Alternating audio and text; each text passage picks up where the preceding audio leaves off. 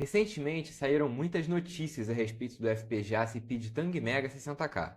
Apesar do seu lançamento, eu preferi não falar nada sobre o assunto, porque desde que a Cipid anunciava o produto em 2024, eu já sabia bem o que esperar.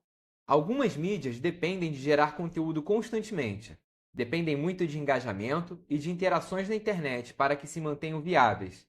E como é o caso deste post, leva o consumidor a entender que trata-se de um FPGA open source por $70.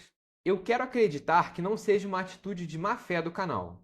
O FPGA da placa Cipid Tang Mega 60K é da família Aurora, diferente dos famosos FPGAs das placas Tang Nano 9K e Tang Nano 20K, que são da família Littlebi, que tem a bitstream gravada em uma memória flash externa, menor consumo energético e menor quantidade de unidades lógicas. A família Aurora possui mais GPIOs, mais PLLs e, apesar do código-fonte dos cores estarem disponíveis na internet, você não pode melhorar os cores ou fazer um core novo, pelo simples fato do fabricante do FPGA, a Goin, não disponibilizar de maneira local as ferramentas de desenvolvimento.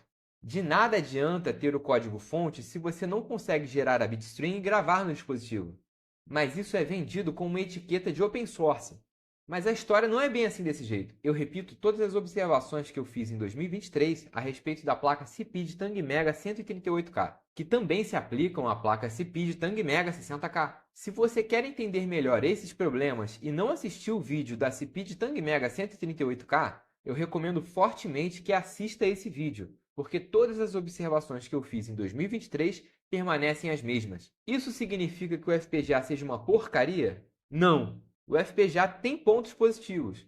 Ele é bem pequeno, tem um conector de cabo flat para displays LED, que para um projeto de console portátil baseado em FPGA pode ser uma boa alternativa.